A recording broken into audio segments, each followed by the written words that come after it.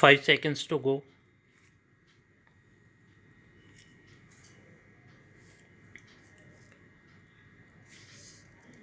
Start. Mr. Chairman, sir, I rise to support the demand for grants of the Ministry of Labour. On this occasion, I would like to draw the attention of the government through you to the fact that labour constitutes the power of a nation. But for the last few years, a cruel mockery of labour force has been made in India, a nation that provides labor opportunities and where labor is worshipped, becomes prosperous and developed. But I would like to draw the attention of the Honorable Minister to the happenings of the last few years so that the repetition thereof is avoided.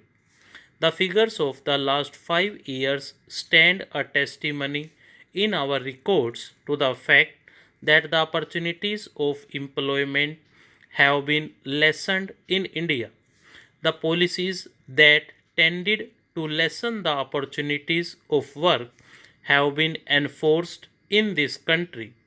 2 crore and 35 lakh educated unemployed youths had registered their names in 1985 in different employment exchanges in India.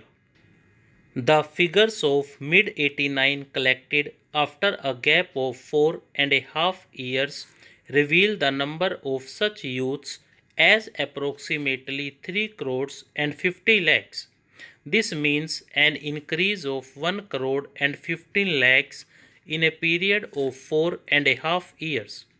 Yet many rural educated youths do not have access to these exchanges.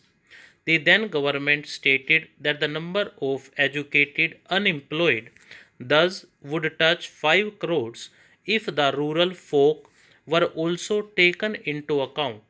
The then government had also conceded that if rural uneducated youths were also added to this number, their number would be 10 crore youths, that is 20 crore hands, idling for want of jobs and employment. This is the direct result of the policies adopted for the last 7 years in our country. Through you, I would like to draw the attention of the government towards this problem. During the last 5 years, there has been a large scale advent of foreign companies in India and restriction of manual employment opportunities in the name of computerization has resulted in rampant unemployment. More than 30 crore people are living below the poverty line in India today. One third of them get work for 6 months only, two thirds of them for 7 months in a year, and only 4% of such people work for 9 months in a year. A new ray of hope has been spread amongst the youth with the assuming of office of Ministry of Labour by the Honourable Minister Shri Ram Vilas Paswan. I would therefore like to draw his kind attention to the problems and sufferings of the people of my constituency. Many big industries have been closed down in Bihar.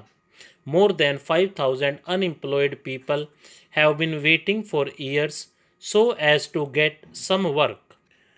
The gravity of the situation can be judged from the fact that dozens of youths have committed suicide during the last 5 years there.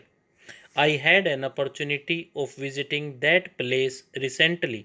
The mothers and sisters in the families of such persons are compelled to indulge in flesh trade in order to pacify their hunger for food. All this is happening there only due to the wrong policies adopted in the past. 18 big industries and approximately 15,000 small and medium scale industries are lying closed in Bihar. More than 25,000 other industries are on the verge of closure, and the labor force thereof has either been rendered unemployed or is on the verge of being rendered jobless. So far as the rural labor force, particularly in Bihar, is concerned, the National Rural Employment Program and Jawahar Rozgar Yojana were implemented, but there is a widespread talk about these programs in the villages of Bihar that earlier the landlords exploited the people in the villages, but another class of landlords is rising in the shape of bureaucracy that consists of overseers, block development officers, and engineers who are collectively looting the poor laborers now. If there is an earthwork scheme of rupees 1 lakh for which the laborers are to be paid an amount of rupees 172 per laborer, you will be surprised to know that they are actually paid rupees 70 only, and the balance amount of rupees 102 is pocketed by the bureaucrats. It is an open secret. The Honorable Minister will come to know everything about their plight if he visits the villages where the laborers do the earthwork on the roadsides, not in the capacity of a minister but as an ordinary citizen. He will also find for himself as to how the rural laborers are being subjected to rampant exploitation and how does the bureaucracy plunder them of their rightful earnings so as to fill their own coffers.